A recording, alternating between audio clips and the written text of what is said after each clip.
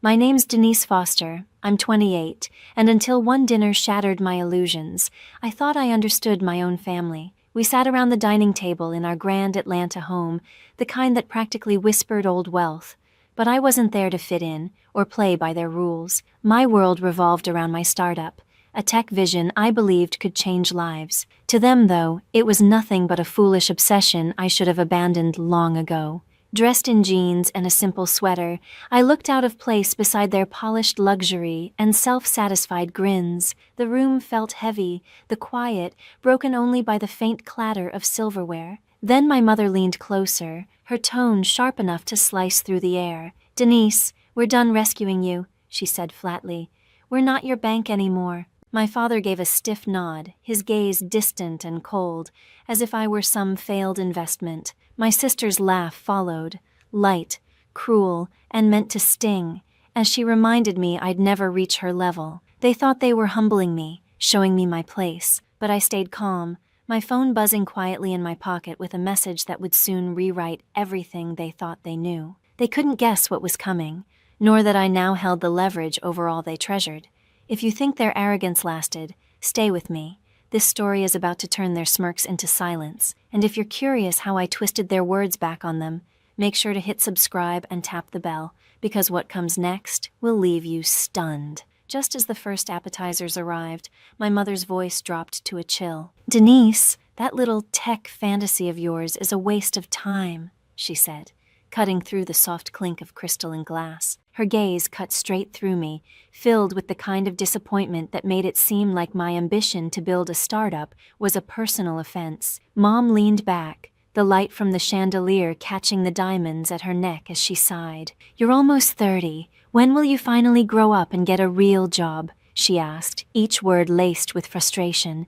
Dad followed immediately, placing his wine glass on the table with deliberate calm, his expression severe, like a judge delivering a sentence. "Your sister's out there closing million-dollar deals in real estate," he said, motioning toward Tracy, who sat smirking like she'd already won. "That's what success looks like, Denise, not some app that hasn't earned a cent." His tone sliced deeper than he realized, but I kept my face unreadable, my hands resting neatly in my lap. I refused to give them the satisfaction of seeing me flinch, and of course, Tracy couldn't resist twisting the knife. She flipped her hair, her gold bracelet flashing under the light as she launched into her favorite subject, herself. "Just signed a contract for a downtown condo project," she announced proudly, her voice thick with self-importance. "7 figures, Denise," she added, pausing just long enough for it to sting. "That's the kind of money you'll never see chasing your childish dreams." Her laughter cut through the air, sharp and cruel enough to twist my stomach.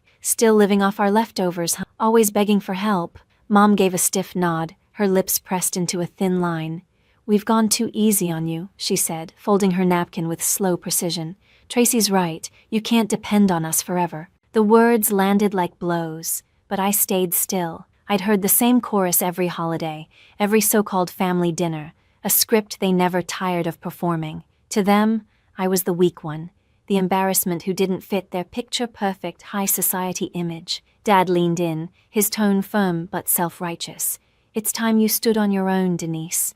No more safety net. You need to learn what it means to earn something." His voice carried the authority of someone pretending he'd clawed his way up, though every inch of his comfort had come from inherited wealth.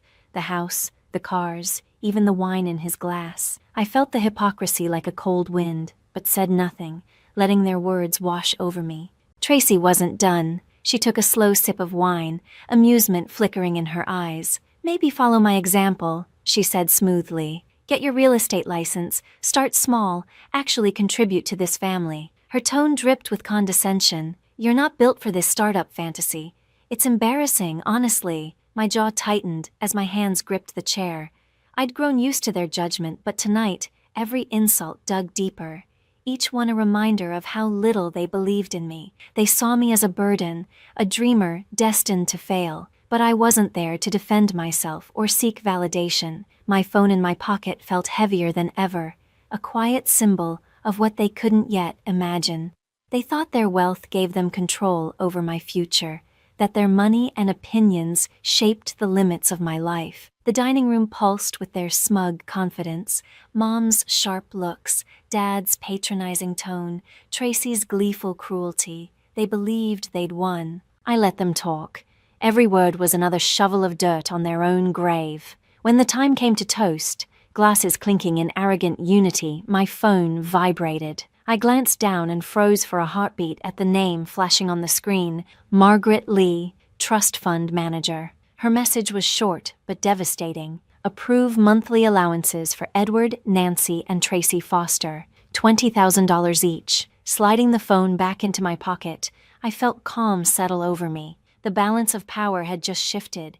They thought they'd humiliated me, but soon they'd understand exactly who held their future in her hands. Across the room, I caught Shannon Reed's eye. My closest friend and partner in the startup knew exactly what this night meant. She'd stood beside me through endless nights of coding, every nerve-wracking investor pitch, every setback that nearly broke us. I gave her a small nod, and without a word, she excused herself from her conversation and joined me by the bar. "They're not ready for what's coming," she murmured, her voice low but brimming with electricity. "They have no clue you're the one in control here." I leaned in slightly, keeping my tone even. "They've been living off my choices for years," I said, watching Mom, Dad, and Tracy laugh among their glittering circle of friends. It's time they finally understood. Just then, the dining room doors swung open. Margaret Lee entered, her heels striking the marble floor in crisp, deliberate beats. She carried a slim leather folder,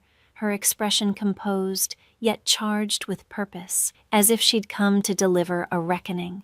The hum of conversation faded. Guests glanced around, sensing the shift. Mom's smile faltered, suspicion flickering in her eyes.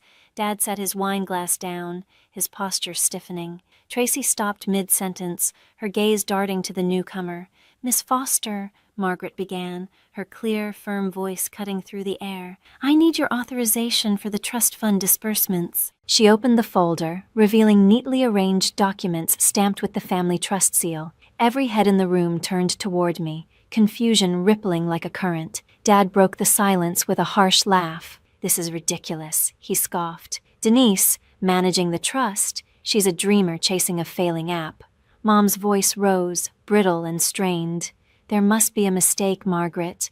Our daughter doesn't control our finances. She can barely handle her own." Tracy crossed her arms, smirking. "Is this supposed to be a joke? Denise, in charge of our money? Please." Margaret didn't blink. Calmly, she slid a document across the table and tapped a highlighted line. "Miss Denise Foster has been the sole trustee of the $20 million Foster Family Trust since the age of 25, she stated, her voice precise and unwavering. "She manages all assets, the estate, the vehicles, and the monthly disbursements of $20,000 each. No funds are released without her consent." The room fell utterly still.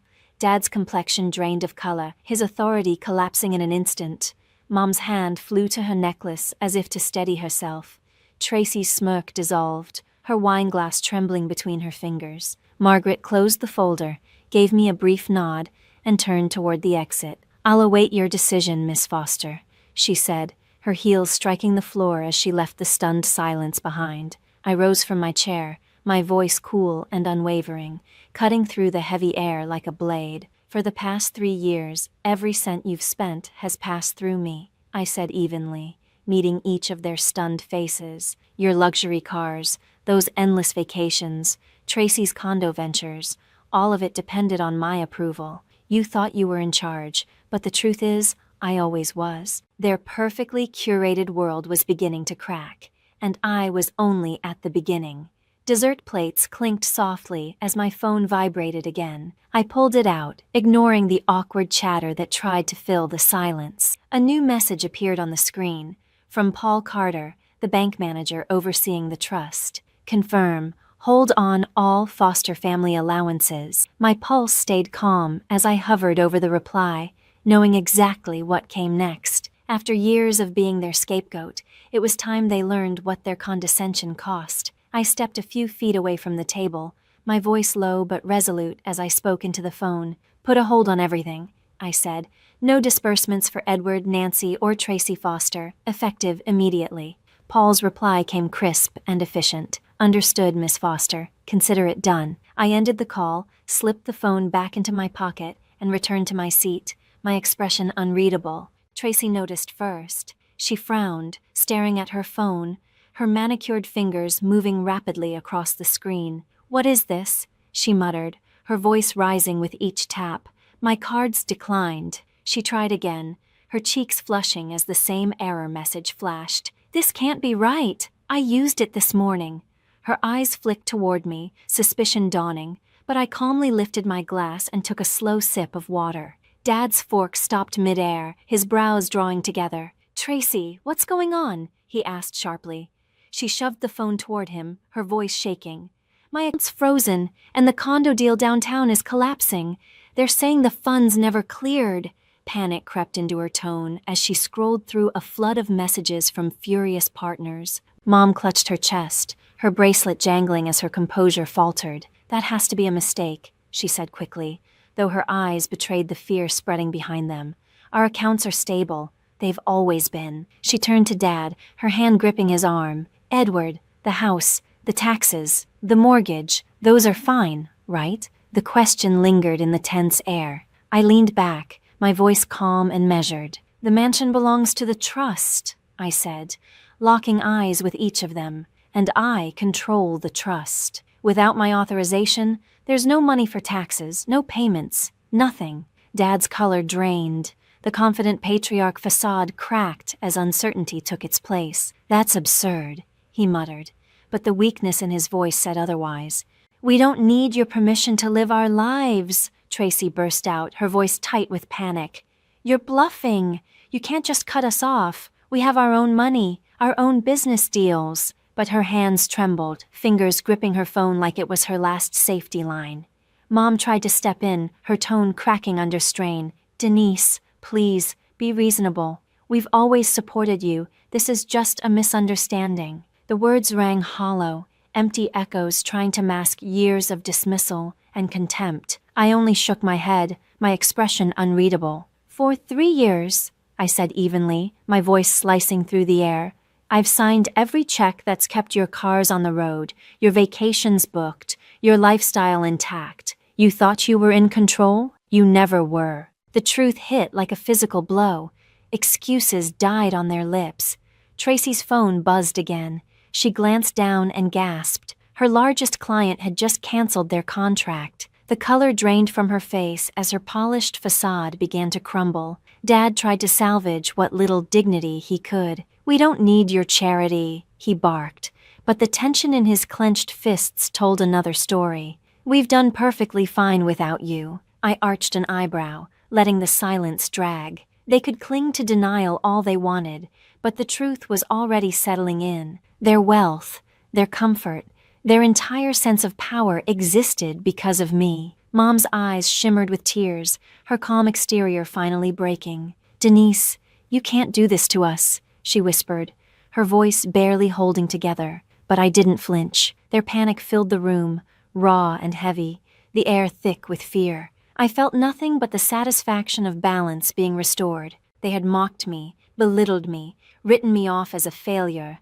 and now they were learning what that arrogance cost. The dining room fell silent again, the tension broken only by the soft ping of my phone. I glanced at the screen, my chest tightening as I saw the sender, a venture capitalist I'd pitched to the year before. The subject line hit like ice water. "Concerns about your startup's credibility." My jaw tightened as I read. Tracy had sabotaged me. She'd told investors my company was a scam, a desperate money grab. Her lies had tanked a crucial funding round and nearly killed my business before it even launched. I looked up slowly, my gaze locking on hers. "You told investors my startup was a fraud," I said, my voice low, sharp, and unwavering. Her face went ashen, lips parting in a silent denial. But I raised my phone, the email glowing in my hand like a confession. "This came from one of them," I continued. "They heard it directly from you." The room fell dead quiet. Guests stopped whispering, every eye fixed on Tracy as she stammered, her hands trembling uncontrollably. "That's a lie," Tracy snapped, but her voice wavered, betraying the truth she was trying to bury. Mom's eyes darted between us, her expression torn between guilt and defiance. "Denise, she was only protecting our family's reputation," she said, her tone trembling but still trying to sound firm. "Your startup, it's risky. She was thinking about what was best for all of us." Dad nodded stiffly, his jaw tight. "She didn't mean any harm," he added, voice low, almost pleading. "Tracy was just trying to keep our name out of gossip. You know how fast things spread in our circles." Their words hit harder than I expected. They weren't just excusing her, they were defending her. They knew she'd sabotaged my dream, poisoned my reputation, and they still stood by her. Tracy seized on their support, her tone turning frantic. "I had to, Denise!" she shouted, her eyes wild. "Your app was a disaster waiting to happen. It was dragging our family down. I was saving us." Her voice shook, her excuses flimsy, her fear bleeding through every word. I could almost hear her confidence collapsing as her empire unraveled around her. The room seemed to close in, the weight of betrayal pressing down like a storm. I set my phone on the table, my gaze locked and cold. "You all knew," I said quietly, the steel in my voice slicing through the air. "You knew she lied to investors. You knew she tried to destroy everything I built, and you still defended her." Mom's fingers clutched her necklace, eyes shining with tears she couldn't hide. She said nothing. Dad looked away, his silence louder than any denial. Tracy's shoulders sagged, the last of her defiance draining away. "You thought you could break me," I continued, standing straighter, my tone calm but unyielding. "But for 3 years, every luxury you've enjoyed, your cars, your trips, your deals, came from the trust I controlled, from me. And now I'm done." The word hung in the air like a final sentence. No more allowances, no more trust fund, not a cent. Mom gasped, both hands flying to her mouth. Dad's face fell, the confident patriarch replaced by a man stripped bare. Tracy's phone slipped from her grip, hitting the table with a hollow thud. Their world, built on arrogance and deceit, was finally cracking apart. And I felt nothing but clarity. They had chosen lies over loyalty, image over truth, and now they would live with the fallout. Their devotion had never been to family, only to the illusion of perfection. As the last guests drifted away, I rose from my chair. The room was silent now, heavy and still. Mom, Dad, and Tracy sat motionless, their eyes blank, their power gone. I'd listened to their excuses for years, but not anymore. It was time to close this chapter. I squared my shoulders, my voice steady and final as I spoke. The voice of someone who no longer needed their approval, their wealth, or their world. "The $20 million trust is under my control," I said, meeting each of their eyes without blinking. "And starting today, every cent goes into my company. The same one you mocked, the one you said would never succeed. That's where the money belongs. Not $1 of it goes to you. Not now, not ever." My words sliced through the silence like glass. Mom's breath hitched, her hand flying to her chest, but I didn't soften. This wasn't cruelty, it was accountability. Dad's voice broke the stillness, rough and trembling. "Denise, the mansion," he said, desperation creeping in. "If you cut off the funds, we can't pay the property taxes. They'll seize it." His confession cracked his perfect composure, the truth exposing how fragile their wealth really was. The grand Atlanta estate, once their proudest symbol of success, had become a burden they couldn't sustain. I met his pleading gaze, my tone unyielding. "That's no longer my concern," I said quietly. "You made your decision the moment you dismissed me." Tracy's head jerked up, panic flashing across her face. "You're destroying me," she choked out. "My clients are gone, my deals are collapsing. I'm finished without my reputation." Her hands shook as she clutched her phone like it might somehow fix everything falling apart. The woman who built her empire on image and influence was watching it all crumble, piece by piece. I felt nothing for her. She'd tried to sabotage my dream, and now her downfall was her own making. Mom's voice trembled, her eyes wide and pleading. "Denise, we're your family," she whispered. "You can't turn your back on us." But her words carried no power. They had turned theirs on me long ago, replacing love with judgment and loyalty with betrayal. I shook my head slowly, my voice steady. Family doesn't destroy each other's dreams, I said. Family doesn't lie to investors and try to ruin what someone's built. You did that, not me. I took a deliberate step toward the door, each movement lighter than the last. I don't need you to succeed, I said, my voice resonating through the hushed room. Everything I've built, every line of code, every pitch, every sleepless night, it's mine. The trust fund is just a tool now, one I'll use to prove you were wrong about me. My startup wasn't just an idea, it was proof of who I'd become. I no longer needed their wealth, their validation, or their family name. Around the table, no one spoke. The guests had gone quiet, watching the wreckage unfold. Dad sat motionless, staring down at the table as though searching for a way to undo what couldn't be undone. Mom's shoulders sagged, her expression hollow with defeat. Tracy's fingers hovered over her phone, but no message would come to save her now. They had underestimated me, believing they could manipulate and contain me, but the truth was finally staring them in the face. Their entire world had depended on me all along. I turned toward the doorway, each step deliberate and steady. You thought you could break me, I said, pausing with my hand on the frame. But I'm the one who's been holding you up, and I'm done. The silence that followed was suffocating, a far cry from the smug laughter that had filled the house earlier that evening. They had lost it all, their fortune, their prestige, their illusion of control, because when it mattered most, they chose betrayal over belief. As I walked out, the lights of Atlanta glimmered through the mansion's tall windows, a glowing reminder of the city where I had built something real. I didn't look back. Their downfall came quickly. Tax bills piled up, clients withdrew, and the glamorous life they'd curated collapsed piece by piece.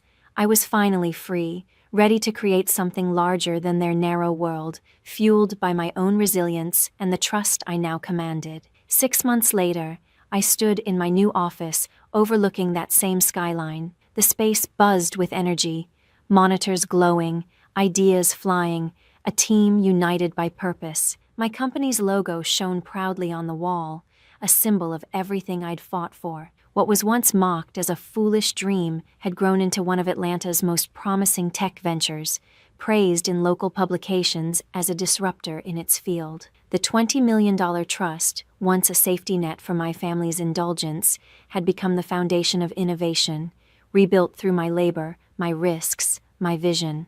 Pride swelled in me, not just for the success, but for the quiet justice of proving them wrong. Meanwhile, Mom and Dad's empire had shrunk to nothing.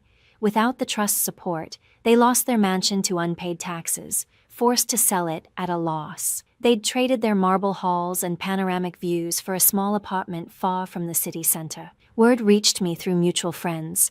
They now lived modestly, counting every dollar, surviving on Dad's fading investments and Mom's occasional consulting jobs. The life of galas and luxury had been replaced by thrift stores and discount groceries. Tracy's fall was even more brutal. Her reputation, once spotless, was ruined. Her clients vanished, her accounts frozen, and her high-end career dissolved. She ended up behind a desk at a small management office, pushing paperwork for a fraction of what she used to earn. The designer bags, the magazine features, the invitations, all gone, replaced by hushed whispers at industry events. She'd called once, leaving a voicemail I never returned. Her betrayal, the lies she spread about my company, still cut too deep. Through it all, Shannon Reed never wavered. My closest friend, my partner in this journey.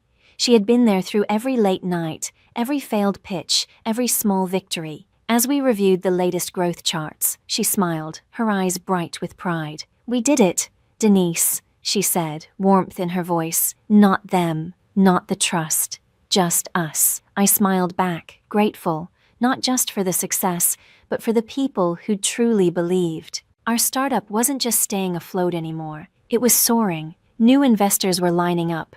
Downloads were climbing by the thousands, and the buzz around our app was growing louder every day. Shannon's faith in me had been the steady ground beneath my feet when my own family tried to tear everything apart. As I stood by the window watching the city pulse with life, I realized there was a lesson I'd earned the hard way, one I wanted others to hear. Never assume someone is powerless, because the person you underestimate might be the one holding your future. My family had tried to control me, dismiss my vision, and even sabotage my work. But they'd been wrong about me all along. Real success, I'd learned, doesn't come from approval or inheritance.